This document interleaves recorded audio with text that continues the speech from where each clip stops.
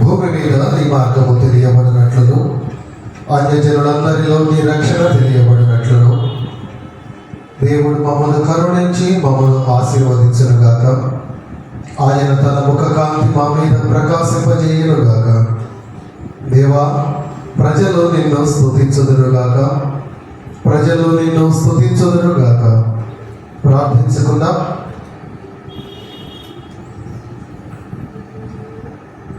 ప్రార్థించటకు ముందు కీర్తన పాడుచు ప్రభువును కనపరచుదాం.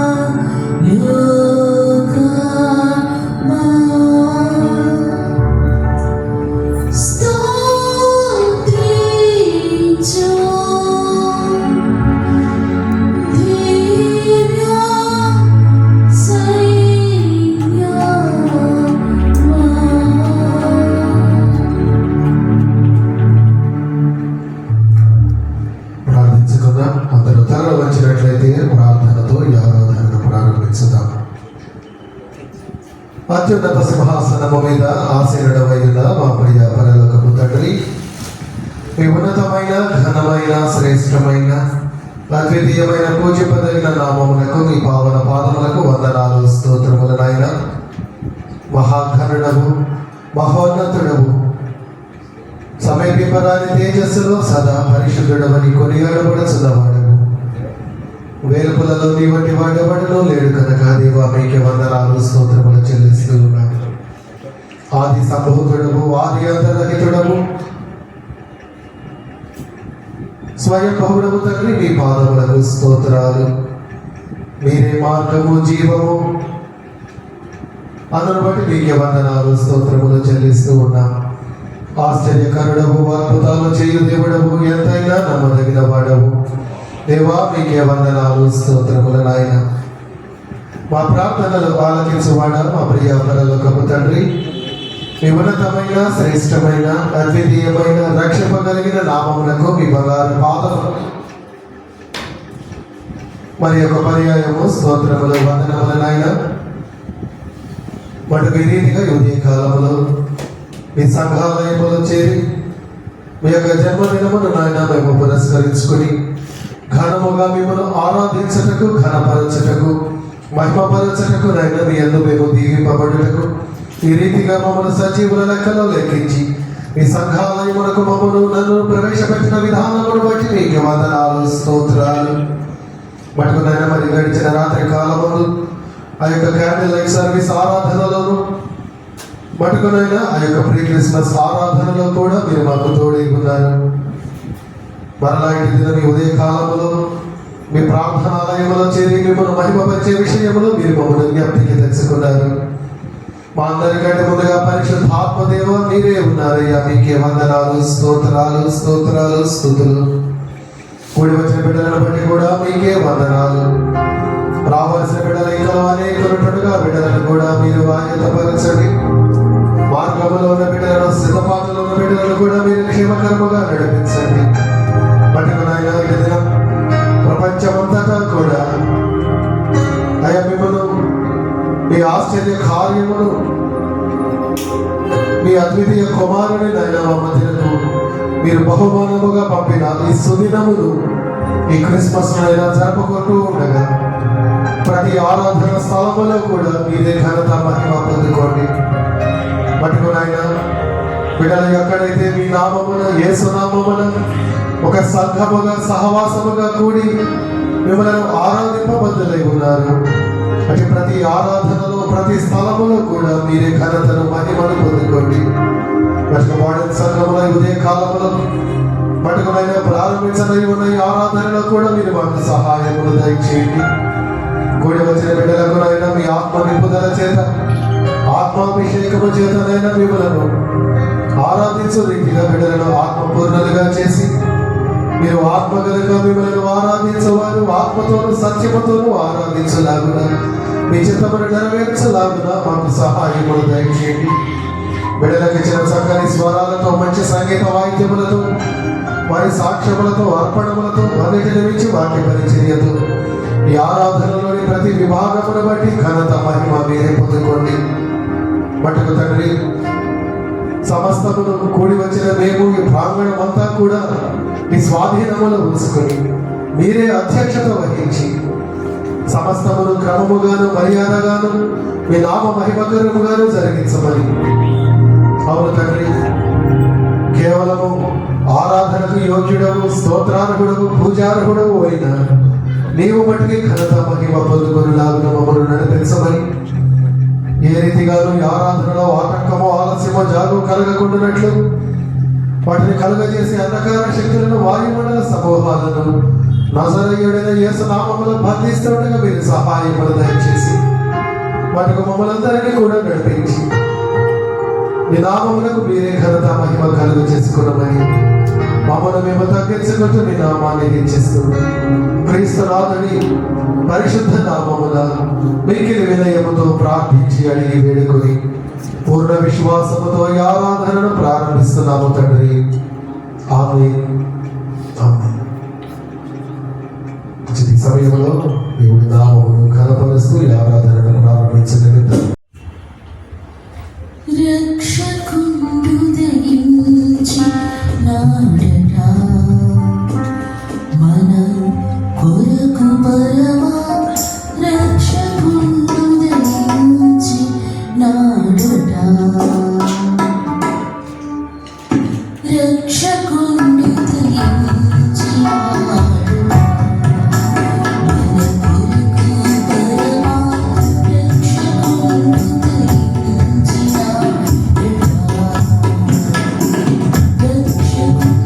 దయించి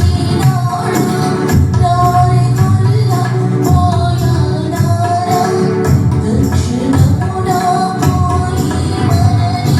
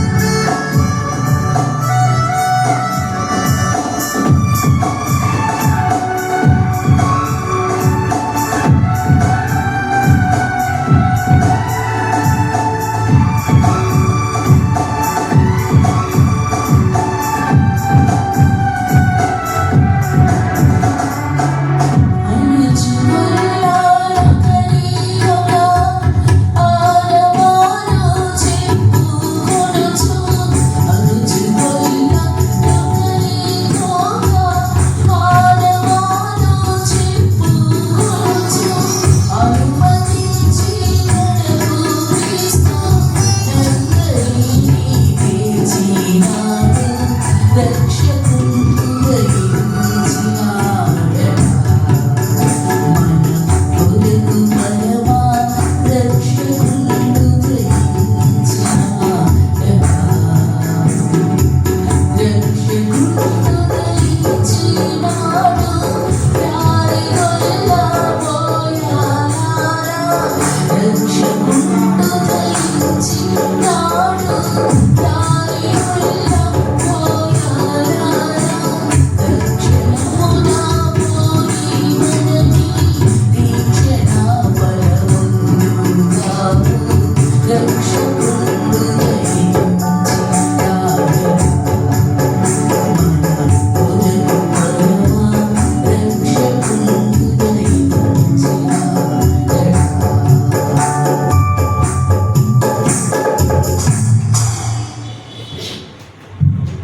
ఆంధ్రప్రదేశ్ సంకీర్తనల నుంచి 78వ సంకీర్తన.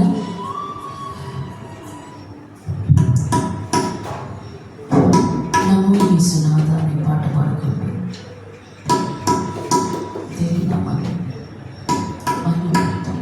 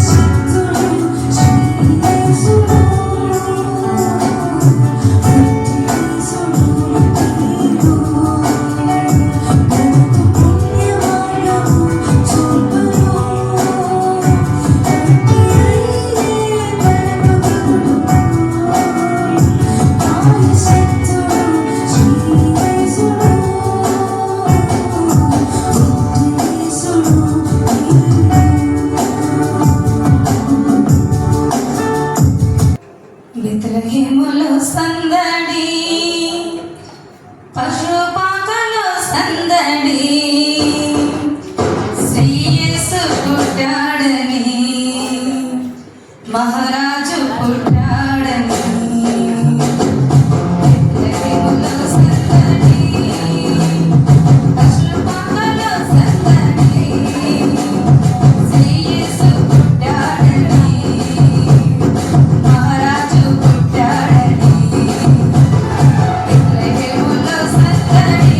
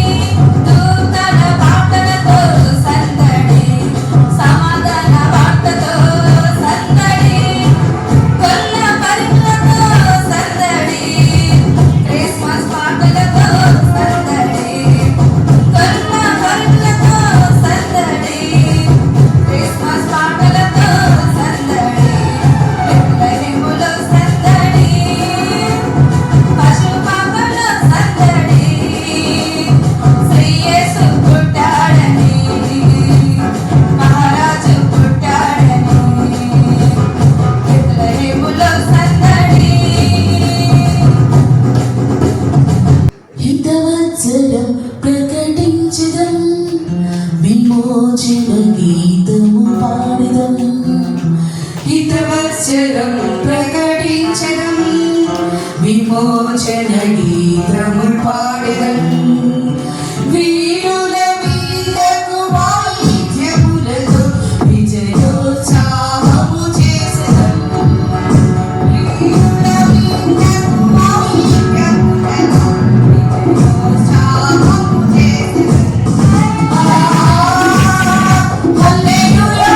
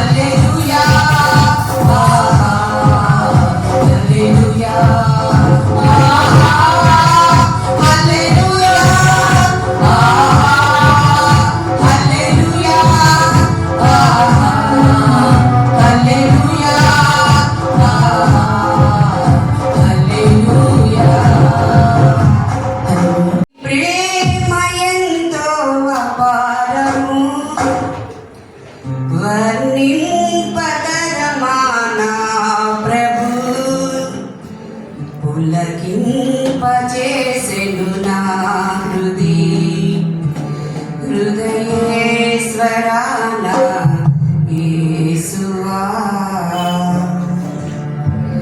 నీ ప్రేమ ఎంతో అపారము అతిపతరమా నా ప్రభు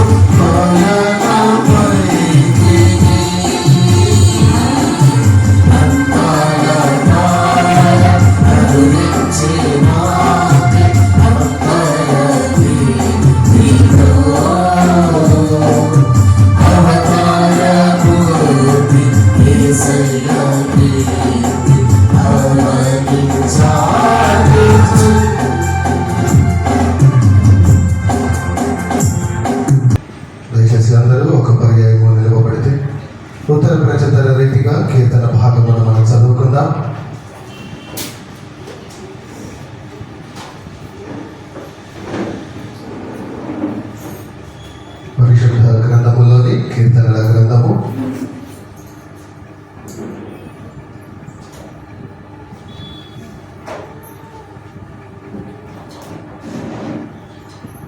72వ సంకీర్తన సొలొమోను విరచితమైన ఆ కీర్తనను మనం చదువుకుందాం.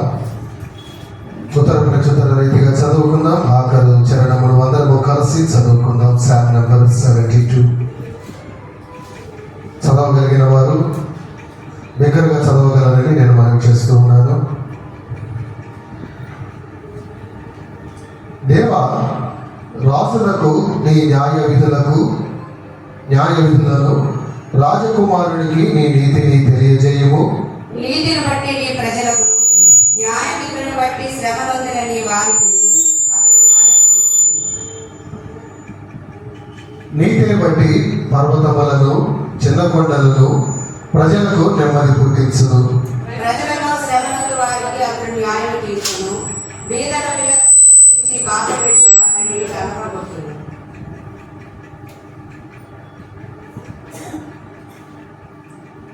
సూర్యుడు నిలిచినంత కాలము, చంద్రుడు నిలిచినంత కాలము తరములన్నిటను జనులని యందు భయభక్తులు కలిగి ఉండురు. గడ్డి కోసిన వీటి మీద కురియు వాన వలెను, భూమిని తడుపు మంచు వర్షము వలెను అతడు విజయం చేయు. అతని దినములలో నీతిమంతులు వర్ధిల్లుదురు. చంద్రుడు లేకపోవు వరకు క్షేమాభివృద్ధి కలుగును. సముద్రం నుండి సముద్రం వరకు, యూఫ్రటీసు నది మొదలుకొని భూదిగంతముల వరకు అతడు రాజ్యం చేయు. అరణ్యవాసులు అతనికి లోబడుదురు. అతని శత్రువులు మన్ను నాకెదరు. దార్షీషు రాజులు, ద్వీపముల రాజులు కప్పము చెల్లించెదరు. షేబాల రాజులను, షెబా రాజులను మానవులు తీసుకుని వచ్చెదరు. రాజులందరూ అతనికి నమస్కారము చేసెదరు. అన్యజనులందరూ అతని సేవించెదరు. దరిద్రులు మొరపెట్టగా అతడు వారిని విడిపించును. దీనులను నిరాధారులను అతడు విడిపించును. నిరుపేదల యందును బీదల యందును అతడు కనికరించును. బీదల ప్రాణములను అతడు రక్షించును. కపట బలాత్కారముల నుండి అతడు వారి ప్రాణములను విమోచించును. వారి ప్రాణం అతని దృష్టికి ప్రియముగా ఉండును. అతడు చిరంజీవి యగును. క్షేమ బంగారము అతనికి ఇయ్యబడును. అతని క్షేమములకై జనులు నిత్యము ప్రార్థన చేయుదురు. దినమంతయు అతని పొగడదురు.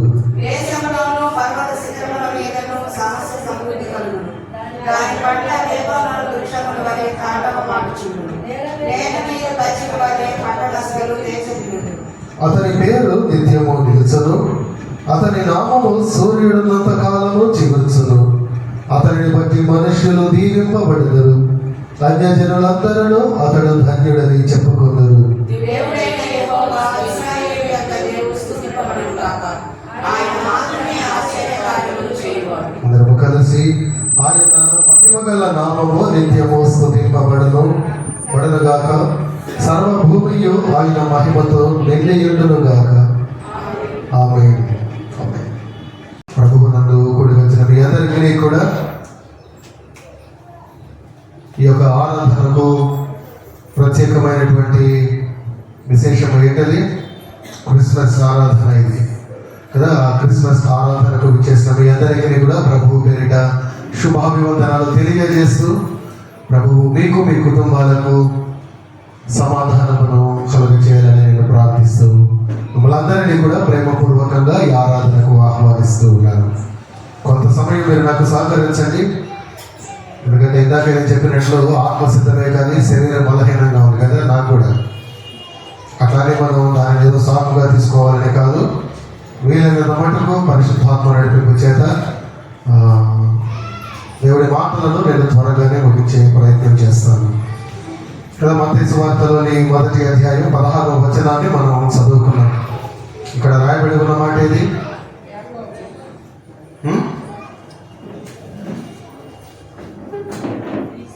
చదవండి. రాయబడి ఉన్న మాట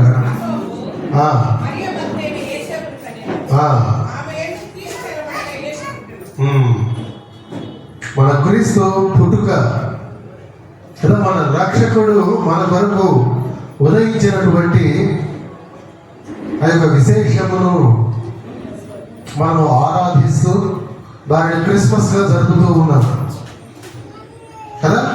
కానీ కాలమును విభజించిన మన దేవుడు, మన ప్రభువు యొక్క పుట్టుక కదా, ఆయన చరిత్రను సృష్టించాడండి. వాస్తవమే, కాలాలకు అతీతుడైన దేవుడు కాలమును ఆయన ఎప్పుడైతే భూమికి వేయించేశాడో ఆయన రాకడను బట్టి కాలము కూడా విభాగింపబడింది. ఆ రీతిగా మనం చూస్తే మన ప్రభువు వేయించేసిన ఆ సంవత్సరం నుండి మనము కాలమును లెక్కగడుతూ క్రీస్తు పూర్వముగా క్రీస్తు శకముగా కదా పిలుస్తూ చూసినప్పుడు మనం దాదాపు 2025 క్రిస్మస్లను మనం జరుపుకున్నామని ఒక భావనలో మనం ఉంటూ ఉన్నాం. కానీ పాత నిబంధనలో కూడా క్రిస్మస్ ను జరుపుకున్నారు కొందరు భక్తులు. అయితే నీవు నేను జరుపుకున్నట్లుగా అందరికీ అగ్గుపడే రీతిలో కాదు, కానీ వారి ఆత్మీయ నయనాలను వారు తెరచి దర్శక రూపకంగా వారు క్రిస్మస్ ను జరుపుకున్నారు. క్రిస్మస్ అంటే క్రీస్తు ఆరాధన కదా, ప్రభువు ఆరాధన. వారు ప్రభువును ఆరాధించారు. చూద్దాం ఆ రీతిగా వారు ఎలా ఆరాధించారు. కొన్ని విషయాలను మనం చూస్తే, మొదటగా మన ప్రభువు జననము ఎటువంటిది? అది పాపుల రక్షణార్థమైనటువంటి జననము కదా. మత్తయి సువార్త 1:21 వచనంలో మాట ఉంటుంది. ఆ మాటలోని ఆంతర్యమును బట్టి మన ప్రభువు యొక్క జననము పాపుల రక్షణార్థమైనటువంటి జననము. అంతమటికే కాదు, 2వ అధ్యాయం 5వ వచనంలోని మాటను చూస్తే అది ప్రవచనానుసారమైనటువంటి జననము. చదువుతున్న మాటలు మీరు, నేను చెబుతున్నప్పుడు మీరే చెప్తున్నారు కనుక మీరే చదువుకుంటుంటారా? చదవండి.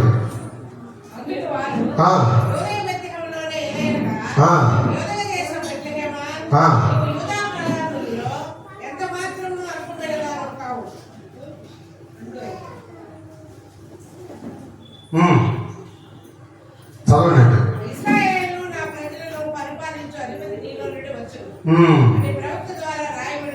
కదా, అది ప్రవచనానుసారమైనటువంటి జననము. మొదటిది మన ప్రభువు జన్మం ఎటువంటిది? పాపుల రక్షణార్థమైన జననము. 1వ అధ్యాయం 21వ వచనం.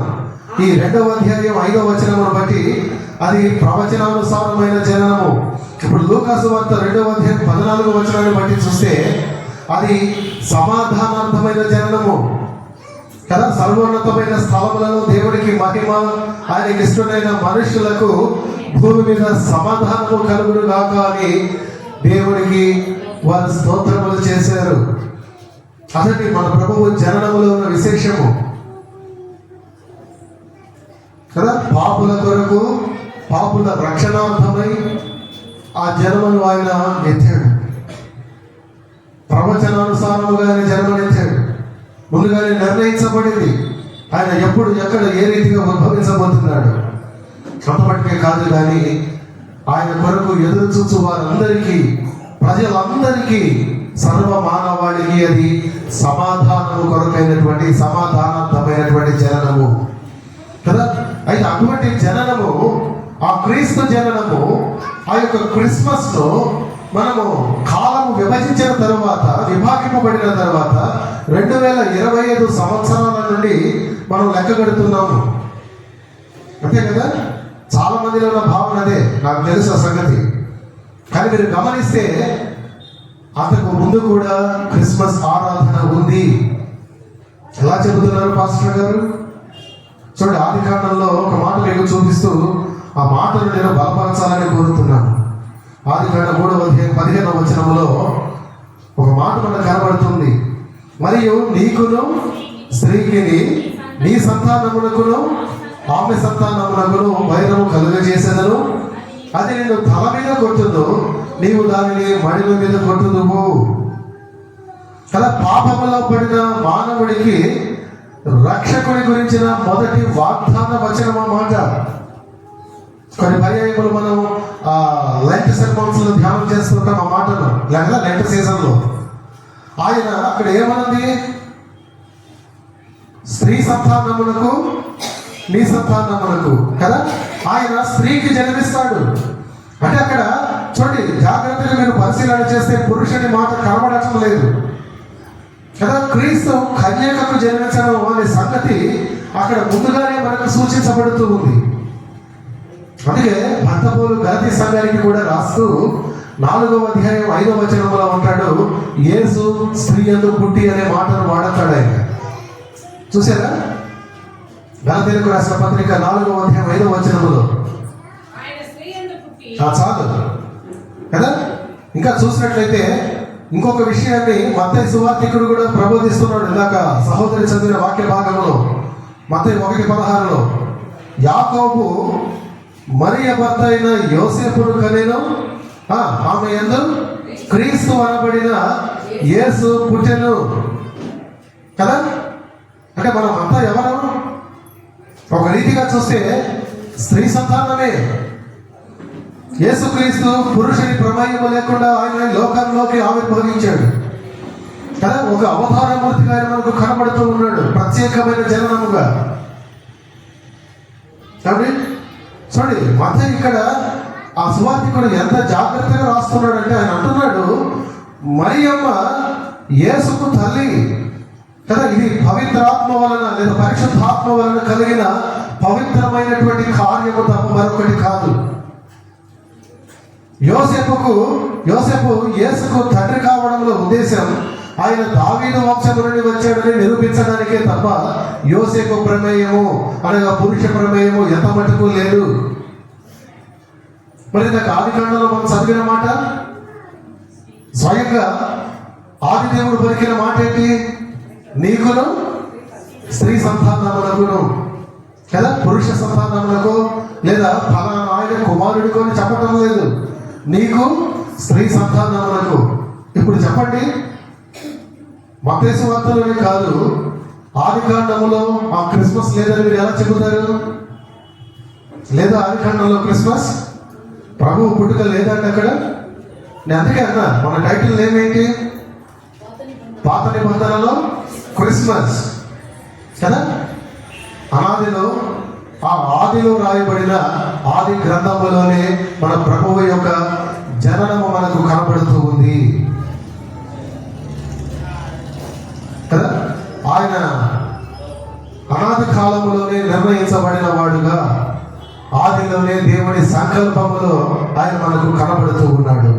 ఆదాము నుండి కొన్ని తరముల తర్వాత దావీదు నుండి యోసేపు నుండి యేసుక్రీస్తు కదా. పాత నిబంధనలో క్రిస్మస్ లో మనం చూడగలిగినట్లయితే నీవు మొట్టమొదటగా ఆదికాండము 3వ అధ్యాయములో నీవు చూడగలవు.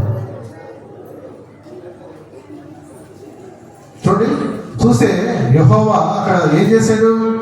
ఆదామును శపించాడండి. ఆదికాండంలో ఆదామును శపించాడా లేదా? చాలాసార్లు ఆ విషయాన్ని మనం అపార్థం చేసుకుంటాం. ఒకసారి రండి అక్కడికి. చూడండి, దేవుడి వాక్యాన్ని మీరు చూసినట్లయితే ఆ 17వ వచనంలో చూడండి, ఆయన ఆదాముతో, నీవు నీ భార్య మాట విని తినవద్దని నేను నీకు ఆజ్ఞాపించిన వృక్ష ఫలములు తింటివి కనుక, ఇప్పుడు జాగ్రత్తగా చూడండి, నీ నిమిత్తము నేల శపింపబడి ఉన్నది. ఏం చేశాడండి దేవుడైన తండ్రి అయిన దేవుడైన యెహోవా దేవుడు ఆదాముతో ఏమన్నాడు గమనించండి కదా. ఆయన ఆదామును శపించలేదు, కానీ ఆదాముకు బదులుగా ఆయన భూమిని శపించాడు కదా. అక్కడ నేలను శపించాడు. అంటే ఆదామును శపించలేదు. ఎందుకని ఆదామును శపించబోయేసరికి ఆదాములో ఆయనకు దావీదు కనబడుతున్నాడండి. దావీదు వంశముల నుండి రాబోతున్న ఆ కడపటి ఆదాము ఆయనకు జ్ఞప్తికి వచ్చాడు.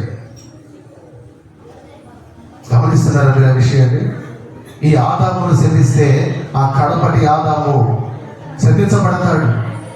అందుకని ఆదామును శపించక నేలను దేవుడు శపించాడు కదా. ఎందుకంటే ఈ ఆదాము లేకపోతే దావీదు లేడు. దావీదు లేకపోతే ఆ వంశంలో, ఆ లైనేజ్లో, ఆ బ్లడ్ లైన్లో తర్వాత రాబోతున్న కడపటి ఆదాము లేడు. ఆ కడపటి ఆదాము లేకపోతే ఎవరిని కడపటి ఆదాము? యేసుక్రీస్తు వాడు కదా. కొరింథీ సంఘానికి రాస్తూ తమూల మాటలు ప్రబోధిస్తాడు. కడపటి ఆదాము వలన మనము జీవించుతున్న వారమై ఉన్నాము. మొదటి ఆదాము శపించబడిన వాడేమో, కానీ కడపటి ఆదాము వలన మనము జీవిస్తున్న వారము. ఆ కడపటి ఆదాము లేకపోతే మనకు రక్షణ లేదు. అందుకని దేవుడు ఏం చేశాడంటే ఆ మొదటి ఆదామును శపించక ఆయన నిమిత్తము నేలను శపించాడు కదా. ఎందుకంటే ఆ మొదటి ఆదాము నుండి దావీదు వంశము నుండి ఆ కడపటి ఆదాము రావాలి. ఆయన రాకపోతే మనకు రక్షణ లేదు కదా. రక్షణ ప్రణాళిక అంతా కూడా ఒక రీతిగా చూస్తే భగ్నమైపోయేది. ఇంకొక రీతిగా చూస్తే ఇటువంటి క్రిస్మస్ మనకు ఉండే అవకాశం లేదు. అందుకే చూడండి, యెహోవా దేవుడు ఆదామును శపించకుండా భూమిని శపించాడు. ఆది కాండములోనే మనకు ఆ రీతిగా ఆయన క్రిస్మస్ ను మనకు కనపరుస్తూ ఉన్నాడు కదా. తండ్రిగా వేరు కాదు, కుమారుడిగా వేరు కాదండి. త్రిత్వములో ఎప్పుడు కూడా మనం వారిని వేరు చేసి చూడకూడదు. వారు ఒకరినొకరు పరస్పరము గౌరవించకుండానే ఒకరినొకరు ఆరాధిస్తూనే ఉంటారు. వారిని వేరుగా చూడలేదు. మొదటిది పాత నిబంధనలో క్రిస్మస్ ను మనం చూడగలిగితే ఆది కాండములోనే మనం చూడగలం కదా. ఆది కాండములో క్రిస్మస్. రెండవది చూస్తే యెషయా గ్రంథానికి రండి. ఇప్పుడు యెషయా గ్రంథము 7వ అధ్యాయం 14వ వచనాన్ని చూడండి. అమ్మా, ఎంతో ప్రయాసంతో చెబుతున్నాను, దయచేసి మీరు వినాలి. కీడును విసర్జించుటకును, ఆ. మేలును కోరుకొనుటకును, ఆ. ఆ బాలునికి తెప్పి రాకమునకు, ఆ. నిన్ను భయపెట్టి ఆ ఇద్దరు రాజుల దేశము పాడు చేయబడింది. 7:14 యెషయా గ్రంథము. కాబట్టి ప్రభువు తానే ఒక సూచన మీకు చూపును, ఆలకించుడి. కన్యక గర్భవతి అయి కుమారుని కని అతనికి ఇమ్మానుయేలు అని పేరు పెట్టును అని ప్రవక్త అయిన యెషయా ద్వారా ఆ మాటలు లిఖితం చేయబడుతూ ఉన్నాయి. ఇదే మాట మత్తయి రాసినటువంటి శుభవర్తమానం 1వ అధ్యాయం 2వ మాటగా మనకు కనబడుతుంది. చదవండి అక్కడ ఉన్న మాట కూడా. 1:21 ఆమె ఒక కుమారుని కనును, తన ప్రజలను వారి పాపముల నుండి ఆయనే రక్షించును అని, కనుక ఆయనకు యేసు అని పేరు పెట్టుదు అనెను కదా. యెషయా ద్వారా దేవుడిచ్చిన వాగ్దానం 700 సంవత్సరాల తర్వాత ఆ మత్తయి సువార్తికుడు నెరవేరినట్లుగా మనకు తెలుపుతూ ఉన్నాడు కదా. మానవాతీతమైనటువంటి ఆ అద్భుతమైనటువంటి సంభవానికి చూడండి, ఆ వచనం ఎంత యాప్ట్గా, ఎంత ఆశ్చర్యకరంగా అది ఒక భవిష్యత్తు వాక్కుగా మనకు నెరవేరినట్లుగా కనబడుతూ ఉందో కదా. ఎక్కడ 700 సంవత్సరాల కాలం అండి? 700 సంవత్సరాల కాలం మనకు మునుపే యెషయా భక్తుడు తెలిపిన మాట. 700 సంవత్సరాల తర్వాత మత్తయి సువార్తికుడు దానినే లిఖితం చేస్తున్నాడు. అక్కడ ఏ మాటలు అయితే రాయబడ్డాయో ఆ మాటలే కదా. కన్యకకు ఒక సంతానము కలగడం ఒక సూచనగా చెప్పబడింది అక్కడ. దేవుడి నుండి వచ్చిన చూడండి సూచన ఏదైనా ప్రత్యేకమైనది కదా. అది చాలా అసాధారణమైన రీతిలోనే ఉంటుంది. ఇదిగో కన్యక గర్భము ధరించి కుమారుని కనును, ఆయనకు ఇమ్మానుయేలు అను పేరు పెట్టుదురు అని ప్రభువు తన ప్రవక్త ద్వారా పలికిన మాట అంతా కూడా జరిగినట్లుగా ఆ మత్తయి 1:21, 22, 23 వచనాలలో మనం చూస్తూ ఉంటాం కదా. కొత్త నిబంధనలో ఎందుకే అన్నా చాలాసార్లు పాత నిబంధనను మనం అధ్యయనం చేయకుండా, గ్రంథస్థం చేయకుండా కొత్త నిబంధనను చూడలేము. బాబు తమ్ముడు సినిమా పాట తగ్గించండి సౌండ్.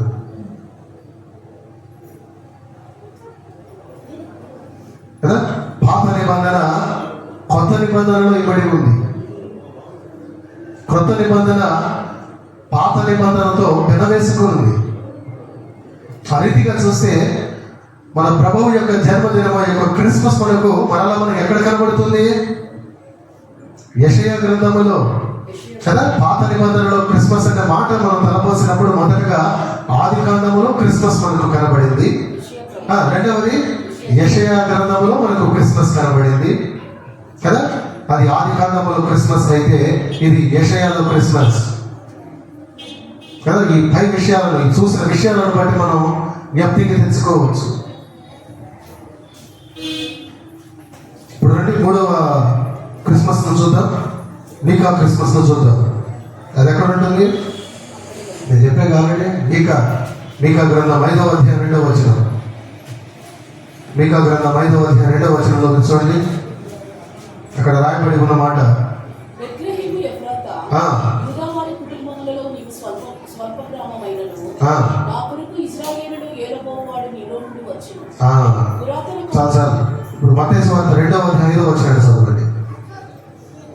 తేలికగానే ఉంది గుర్తుపెట్టుకోవడానికి కదా. మీకా 5:2, మత్తయి 2:5 రివర్స్ అవుతుంది. చదవండి.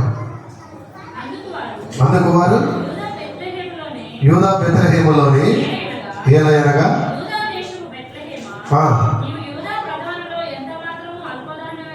కావు, ఇశ్రాయేలును నా ప్రజలను పరిపాలించు అధిపతి నీలో నుండి వచ్చును అని ప్రవక్త ద్వారా రాయబడి ఉన్నదని కదా. ఈ యెషయా ప్రవక్త లాగా మీకా ప్రవక్త కూడా యేసుక్రీస్తు జన్మల గురించి ముందుగానే ప్రవచించాడు. ఈ యెషయా ప్రవక్త ఎవరికైనా కన్యకకు కుమారుడు జన్మిస్తాడని ప్రవచిస్తే ఈ మీకా భక్తుడు ఏం చేస్తున్నాడు? ఆ అడ్రస్ చెప్తున్నాడు, లొకేషన్ ఎక్కడ కదా, ఏ ప్రాంతంలో లేదా ఏ ప్రదేశంలో ఆయన జన్మిస్తాడో ప్రవచిస్తున్నాడు. ఆయన ఎలాంటి వ్యక్తికి జన్మిస్తాడో ఒకరు చెబుతూ ఉంటే ఆయన ఏ స్థలంలో జన్మిస్తాడో ఈ భక్తుడు చెప్తున్నాడు. యెషయా భక్తుడు చెప్పిన మాట ఏంటి? ఆయన ఎవరికి జన్మిస్తాడు కదా, a person, who that person was. అయితే మీకా ప్రవక్త పలుకుతున్నాడు, ఈయన ఎక్కడ పుట్టబోతున్నాడు కదా. ఎంత గొప్ప విషయం చూడండి. ఏమంటున్నాడు ఆయన? బెత్లెహేము ఎఫ్రాతా, యూదా వారి కుటుంబాలలో నీవు స్వల్ప గ్రామమైన నా కొరకు ఇశ్రాయేలీయులను ఏలబోవాడు నీలో నుండి వస్తాడు. ఇదే వర్తమానాన్ని లేదా ఇదే వాగ్దానము మత్తయి సువర్తమానములో ఆ 2:5 నెరవేరినట్లుగా మనం చూస్తున్నాం. నేను అందుకనన్నా పాత నిబంధనలో నీవు క్రిస్మస్ కనుక చూడగలిగితే ఆది కాలంలో క్రిస్మస్ చూడొచ్చు, యెషయా గ్రంథంలో యెషయా క్రిస్మస్ చూడొచ్చు. మీకా భక్తుడు కూడా క్రిస్మస్ జరుపుకున్నట్లుగా ఆయన ఆ క్రీస్తు ఆరాధన చేసినట్లుగా నేను అన్నా ఇందాక. ఏమని? వారు దర్శక రూపకంగా చూశారు, ఆత్మీయ నేత్రాలతో వారు ప్రభువును చూచారు. వారు హృదయ అంతరంగంలోనే ఆ ప్రభువును, ఆ రక్షకుడిని వారు ఆరాధించారు కదా. చూడండి, ఆ మీకా 5:2 ఉన్న మాట మత్తయి 2:5 నెరవేరినట్లుగా మనం చూస్తున్నాం. చూస్తే నిజంగానే యేసుక్రీస్తు ఎక్కడ జన్మించాడు? యూదాలో. యూదా అంటే, యూదా అనే పదానికి అర్థం మర్చిపోతే ఎట్లాగండి? స్తుతి కదా. యూదా అంటే స్తుతి, బెత్లెహేము అంటే రొట్టెల గృహము. ఇప్పుడు మన ప్రభువు ఎక్కడ జన్మించాడు?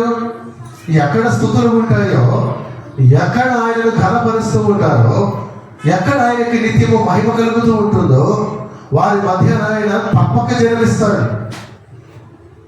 ఎలాంటి నీ జీవితంలో ప్రభువును నీవు స్తుతించగలుగుతున్నావు అంటే నీ జీవితంలో ప్రభువు జన్మించినట్లే.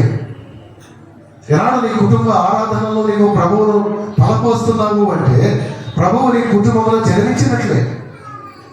ఈ రీతిగా ఇటువంటి సహవాసముగా మనము ఏర్పడి మన ప్రభువును మనము అనుదినము లేక ఆ వారి కార్యక్రమాలలో మహిమపరుస్తున్నాము అంటే ప్రభువు ఆ ప్రతి కార్యక్రమములను మన మధ్య ఉదయించినట్లే కదండి. యేసు స్తుతిలోను రొట్టెల ఇంటిలోను జన్మిస్తాడు అని ఆయన చెప్పకనే చెబుతున్నాడు అండి. ఇంకా అక్కడ వ్రాయబడి ఉన్న మాట ఏంటి? బెత్లెహేమా, బెత్లెహేము, ఇంకో పేరు ఉంది అక్కడ. ఏంటది? ఎఫ్రాతా. ఎఫ్రాతా అనే పేరు కూడా బెత్లెహేముకు ఉన్న పేరే. ఇందాక మనం ఆ తల్లికి ఒక పేరు పెట్టాం. ఏ పేరు? అన్న. కానీ దానికి ముందు ఆమెకు పేరు లేదా? ఉంది. అలాగే బెత్లెహేముకు పూర్వనామమే ఎఫ్రాతా. అయితే ఎఫ్రాతా అనే పదానికి అర్థం కూడా తెలుసా మీకు? చాలా చక్కటి అర్థం ఉంది, విధేయత. అంటే ప్రభువు ఎక్కడ ఉంటాడు? ఎక్కడ స్తుతులు ఉంటాయో అక్కడ ఉంటాడు. ఎక్కడ రొట్టెల గృహము అనగానే మనకు జ్ఞప్తికి రావాల్సిందేంటి? సహవాసం కదా. ప్రతి నెల మొదటి వారం మనం ఏం చేస్తున్నాం? రొట్టె విరుస్తూ ఉన్నాం. అంటే అక్కడ ఏం కనబడుతుంది? సహవాసం కనబడుతుంది. ఎక్కడ సహవాసం ఉంటుందో ప్రభువు అక్కడ ఉంటాడు. ఆ మూడవది, ఎక్కడ విధేయత ఉంటుందో ప్రభువు అక్కడ ఉంటాడు. గమనిస్తున్నారా మీరు కదా? యేసు వినయము గల వారిలో ఆయన జన్మిస్తాడు అని ఆ పేరు చెప్పకనే చెబుతుంది. బెత్లెహేము, ఎఫ్రాతా, యూదా వారిలో నీవు స్వల్పమైనా సరే నువ్వు ఎంత మాత్రము చిన్నదానివి కాదు. నీవు అనుకుంటావేమో నేనెంత అని, కానీ ప్రభువుకి నీవే కావాలి, నువ్వే కావాలండి. మీరు గమనించండి, ప్రభువు ఆయన జీవితకాల పర్యంతము చాలా చిన్న చిన్న విషయాలనే, అల్పమైన వాటిని ఆయన కోరుకున్నాడు కదా. తలపోయాడు మీరు. ఆయన ఎక్కువగా ఎవరిని ఇష్టపడ్డాడు? లోకం చాలా చిన్నవారిగా, నీకేం తెలుసులే కాసేపు పక్కనుండు అనే ఆ పిల్లలని, ఆ చిన్నవారిని ప్రభువు కోరుకున్నాడండి. ఆ చిన్నవారిని అడ్డం పెట్టుకునే ఆ చిన్నవారి ద్వారా ఆయన చేసిన ఆశ్చర్య కావ్యం ఏంటి చెప్పండి? ఎంతమందిని ఆయన పోషించాడు? 5,000 మంది. అందుకు కారకులు ఎవరు? ఆమె ఏమిచ్చింది ప్రభువుకు? ఏమిచ్చిందండి? ఎన్ని రొట్టెలు ఇచ్చింది? ఎన్ని చేపలు ఇచ్చింది కదా. ఆ చిన్న ఆహారాన్ని ప్రభువు ఘనంగా దీవించాడు. ఆ ఆహారం ఇచ్చిన ఆ చిన్న బిడ్డనే ప్రభువు ఘనముగా వాడుకున్నాడు. చిన్న దోణిలో ఉండటానికి ఆయన ఇష్టపడ్డాడు. చిన్న మందను చూసి భయపడకూడదు అని ఆయన సెలవిచ్చాడు. ఇంకా మీరు గమనిస్తే ఆయన జీవిత కాలంలో ఆయన చాలా చిన్న చిన్న విషయాల గురించి ఎక్కువగా పువ్వులను, పిచ్చుకలను, యవలను కదా, చాలా చిన్న విషయాలనే అందరికి అర్థమయ్యే రీతిలో ఉండే వాటినే ఆయన ఎక్కువగా ఆయన ప్రసంగాలను ప్రబోధించాడు.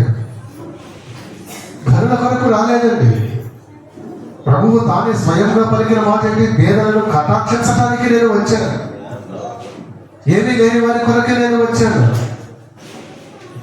ఉన్నవారి కొరకు కాదు. అనుకో పౌలు భక్తుడు కొరింథీ సంఘానికి రాసిన మొదటి లేఖ 1వ అధ్యాయంలో ఎక్కువగా ఆ విషయాలని పదే పదే పలుకుతూ ఉంటాడు. చూడండి ఆ మాటలు. కొరింథీయులకు రాసిన మొదటి పత్రిక 26వ వచనంలో ఉన్న మాటలు కొన్ని చూసినట్లయితే, ప్రభువు ఎటువంటి వారిని అడుగుతున్నాడు, ఎటువంటి వారి దగ్గర ఆయన ఉండబోతున్నాడు, లేదా ఎటువంటి వారి కొరకు ఆయన రానయ్యున్నాడో వచ్చాడు ఆయన చెబుతూ ఉంటాడు ఆ మాటలు.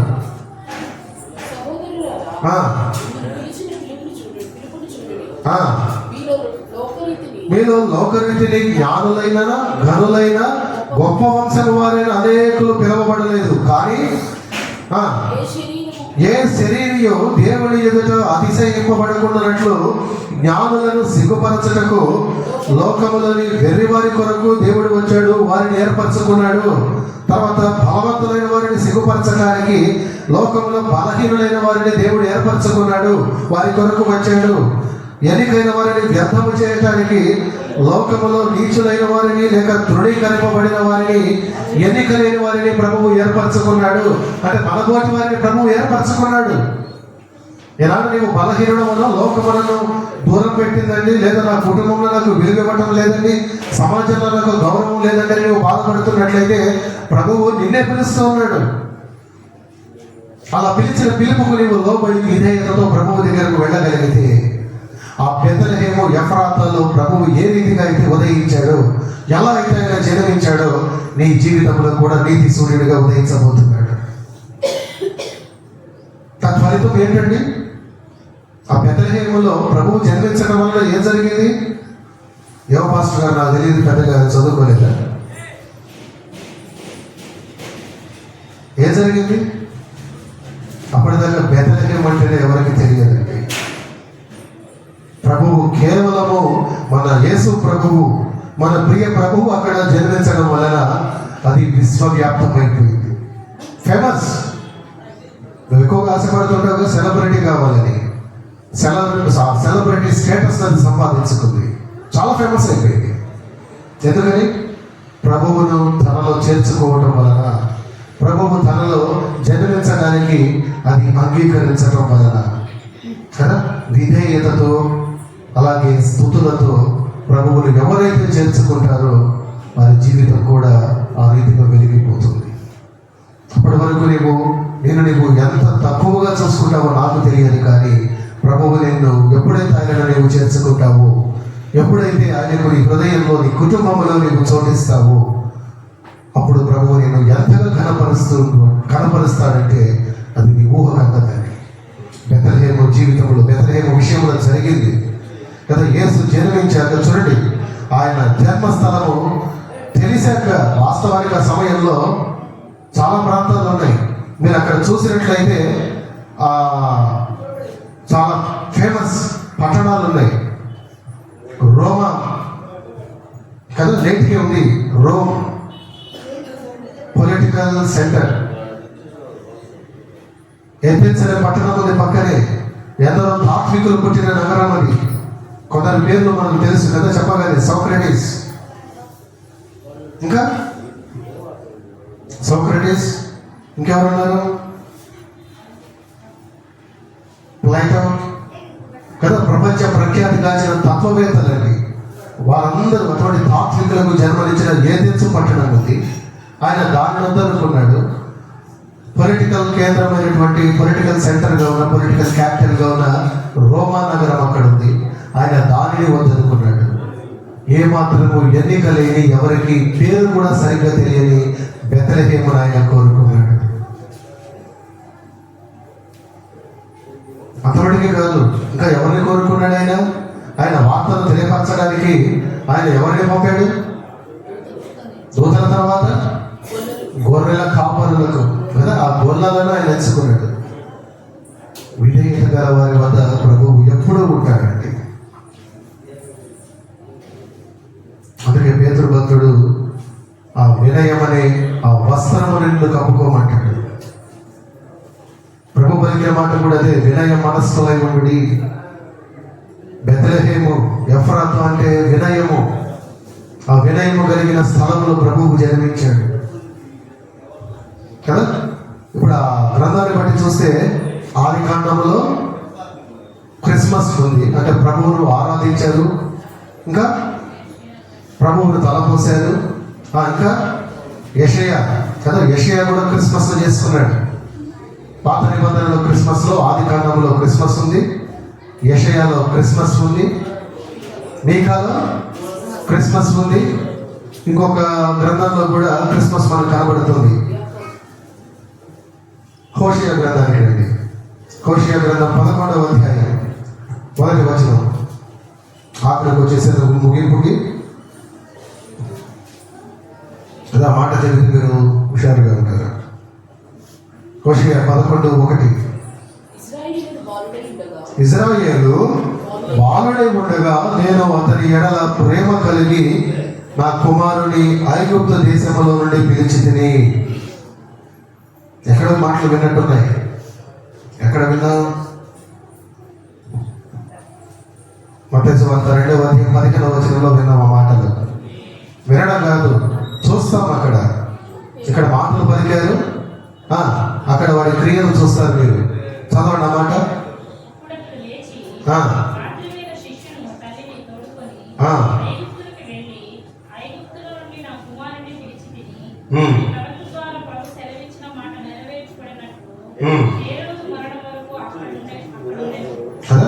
చాలు కదా. ఆ వాగ్దానము ఆ హోషేయ గ్రంథంలో ఇవ్వబడినటువంటి మాట అది ఎక్కడ నెరవేర్పులో ఉంది అంటే మత్తయి సువార్త 2వ అధ్యాయంలో నెరవేర్పుగా ఉంది కదా. హేరోదు యొక్క ఆ దుష్ట క్రియను బట్టి మన యేసు జన్మించిన ఆ ప్రదేశంలో ఆయన ఉండలేకపోయాడు కదా. అప్పటికి యేసు బాలుడిగానే ఉన్నాడు. అందుకే చూడక ఉంటుంది, ఇశ్రాయేలు బాలుడై ఉండగా నేను అతని ఎడల ప్రేమ కలిగిన మాట కదా. అప్పటికి యేసు ఇంకా బాలుడిగానే ఉన్నాడు. కానీ యేసు తండ్రి అయినటువంటి యోసేపుకు స్వప్నమందు ఆ దేవుని దూత కనబడి ఆయనకు చెప్పిన మాటలను బట్టి ఆ చేసిన బోధన బట్టి అతను బోధింపబడిన వాడే ఆ శిశువును తల్లిని తీసుకుని ఎక్కడికి వెళ్ళిపోయాడు? ఐగుప్తుకు. ఏ రోజు సరిపోయేంత మటుకు మన ప్రభువు ఐగుప్తులోనే ఉండవలసి వచ్చిందండి. ఇప్పుడు చూడండి, ఆ హోషేయ గ్రంథంలో చెప్పినట్లు ఐగుప్తు దేశంలో నుండి పిలిచి తిని, ఎప్పుడైతే హేరోదు చనిపోయాడో ఆ ఐగుప్తు నుంచి ఆయన కుమారుడిని ఆయన మరలా పిలిపించినట్లుగా ఆనాడే ఆ భక్తుడి ద్వారా ప్రభువు పలికాడు. అంటే మన ప్రభువుని గురించిన మాట, మన ప్రభువుని గురించిన తలంపు హోషేయ కూడా ఏం చేశాడు? వాడుకున్నాడండి దేవుడు. హోషేయ జీవితంలో కూడా ఆ రీతిగా ప్రభువును తలపోసుకొని క్రీస్తును తలపోసుకొని క్రీస్తును ఆరాధించాడు. క్రిస్మస్ అంటే క్రీస్తును ఆరాధించాలంటే నువ్వేం చేయాలి? ముందు ప్రభువును తలపోసుకోవాలి. హోషేయ కూడా పాత నిబంధనలలో ఆ క్రిస్మస్ ను జరుపుకున్న వారిలో ఒకటిగా కనబడుతున్నాడు కదా. హేరోదు యొక్క ఆ దుష్ట సంకల్పము వెనక చూడండి, ఎప్పుడు కూడా దేవునికి మానవుడికి ఎల్లకాలము శత్రువేనండి సాతానుడు. దేవుడికి శత్రువు, ఇటు మానవుడికి కూడా శత్రువే కదా. ఆ అభిషిక్తుడిని ఎవరు అభిషిక్తుడు? యేసుక్రీస్తు. క్రీస్తు అనే నామమునకు అర్థం అభిషిక్తుడు కదా. అభిషిక్తుడిని అంతమొందించడానికి ఆయన మనుషుల చూడండి, తద్వారా ఆయన మనుషులకు పాప విముక్తి అంటే మనకు రక్షణ లేకుండా చేయాలనేది సాతాను యొక్క ఉద్దేశం కదా. ఆది నుండి వాడు అటువంటి ప్రయత్నాలను చేస్తూనే ఉన్నాడు. కానీ అటువంటి అవాంతరాలన్నింటినీ కూడా, అటువంటి ప్రయత్నాలన్నింటినీ కూడా అధిగమించి మన ప్రభువు నీ కొరకు నా కొరకు ఈ లోకములోనికి వచ్చాడు. చూడండి, క్రిస్మస్ సంభవానికి ఈనాడు క్రిస్మస్ ఏ రీతిగా నేను జరుపుకోవడానికి ఎన్ని ఆటంకాలు అడుగడుగునా మనకు కనబడుతూ ఉన్నాయో కదా. కానీ వాటన్నిటినీ కూడా మన ప్రభువు ఆనాడు మనందరి కొరకు మనకు వాగ్దానం చేయబడిన ఆయన అనాదికాల సంకల్పం చొప్పున ఆయన ప్రణాళికలో భాగంగా మనలను రక్షించడానికి ఆయన వాటన్నిటినీ కూడా అధిగమించాడండి, జయించాడు వాటన్నిటినీ కూడా. అలా చూస్తూ పోతే చూడండి, మన యేసుక్రీస్తు జననముల గురించి పాత నిబంధనలో ఎన్నో ప్రవచనాలు మనకు కొత్త నిబంధనలు నెరవేరినట్లుగా కనబడుతూ ఉంటాయి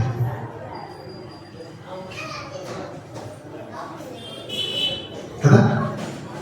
ఎన్ని క్రిస్మస్ చూసామండి మనం అనుకుంటుంటాం కదా. చాలా మంది వారి ప్రార్థనలు కూడా చేస్తూ ఉంటారు ఎక్కువగా. మా కొరకు నీవు 2020 సంవత్సరాల కిందట లేదా 25 సంవత్సరాల కిందట మా కొరకు లోకానికి ఏం చేశావు? అది నీకు తెలిసిందే కదా. నీవు చూడలేనంత మాత్రాన అంతకు ముందు ప్రభువు లేడని కాదు, అంతకు ముందు ఆయన ఆరాధన జరగలేదని కాదు.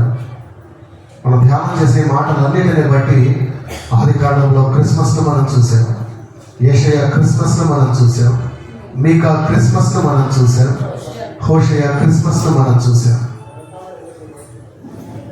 ఆది కాండం క్రిస్మస్లో మనకి ఏం కనబడింది?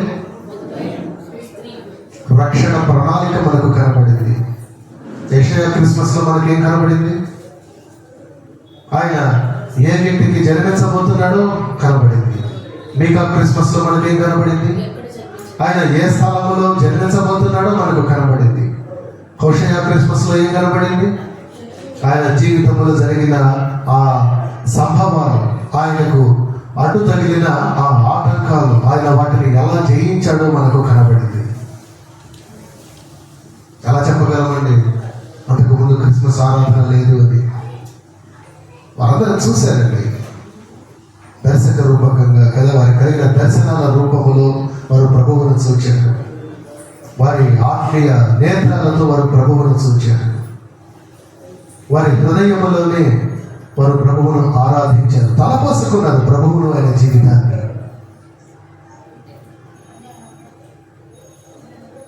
కానీ ఇక్కడ బాధపడాల్సిన విషయం ఏంటంటే, కనబడకపోయిన నాడే వారు ప్రభువును చూడగలిగారు, ఆరాధించగలిగారు. ఈనాడు ప్రభువుని నీకు కనబడి వెళ్ళిపోయినా నువ్వు ఇంకా ప్రభువును చూడలేని దుస్థితిలోనే ఉంటున్నావు. ఇంకా నీవు ప్రభువును ఆరాధించలేని స్థితిలోనే నువ్వు నిలబడిపోతున్నావు. ఇప్పుడు చెప్పండి, నిజమైన క్రిస్మస్ ను మనం జరుపుకుంటున్నామా లేక వారు జరుపుకున్నారా? మనం శ్రేష్ఠులమా లేదా వారు శ్రేష్ఠుడా? కదా, ఆ విషయాన్ని మనం ఖచ్చితంగా జ్ఞాపకం ఉంచుకోవాలి. నమ్మడానికి ఆధారం లేని దినాలలోనే ఇటువంటి లేఖనాలు వారికి అందుబాటులో లేని నాడే వారు ప్రభువును చూడగలిగారు. ఈనాడు నీ చేతిలోకి ఈ గ్రంథం రాగలిగింది. ఇదే పెద్ద సాక్ష్యం. ఎందరో భక్తుల జీవితాలు మనకు సాక్ష్యం కదా. ఎన్నో కన్నీటి సాక్ష్యాలు మన ప్రభువు మనకున్నాడనే సాక్ష్యం. ఇన్ని సాక్ష్యాలు నీకు కనబడుతున్నా వినబడుతున్నా నీవు ఇంకా ప్రభువును చూడలేక, ఇంకా ప్రభువును నీ హృదయంలో నీ కుటుంబంలో నీవు జన్మింప చేయలేకపోతున్నావు. ఇంకా ఆయన కార్యాలను నీవు శంకిస్తూనే ఉన్నావు. మళ్ళా అంటావు, నేను క్రిస్మస్ జరుపుకుంటున్నానని.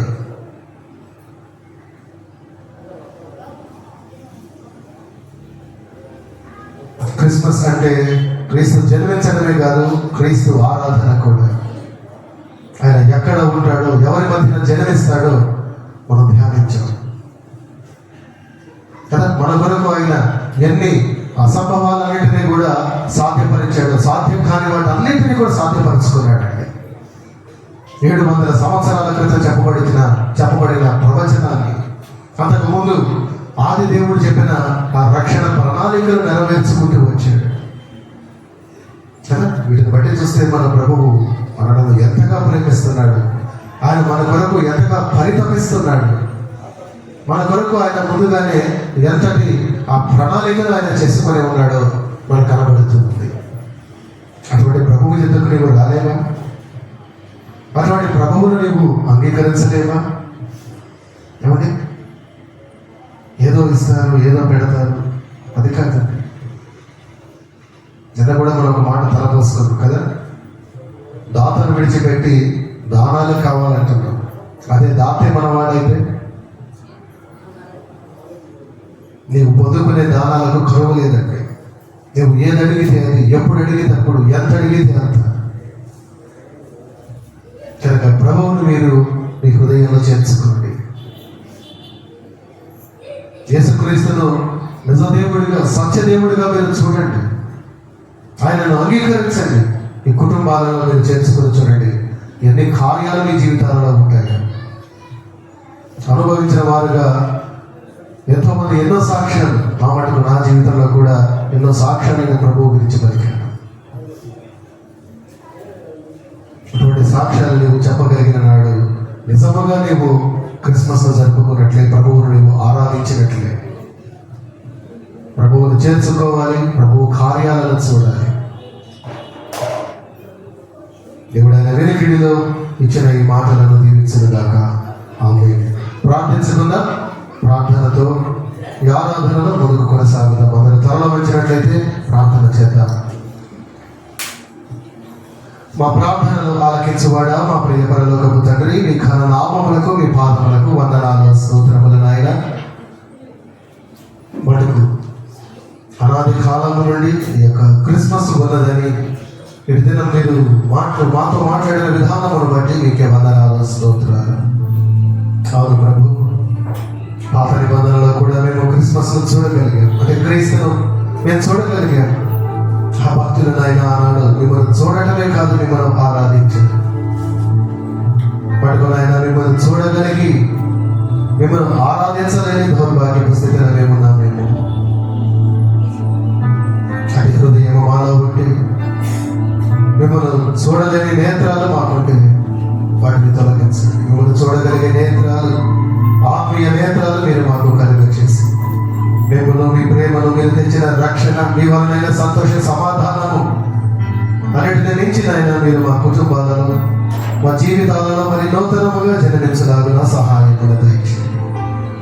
పట్టుకునైనా ఈ మాటలు విన్న మీ బిడ్డలు ఇంకా మీ బిడ్డలుగా ముద్రించబడిన వారు అనేకులు ఉంటుండగా వారందరినీ కూడా మీరు జ్ఞప్తికి తెచ్చుకోండి.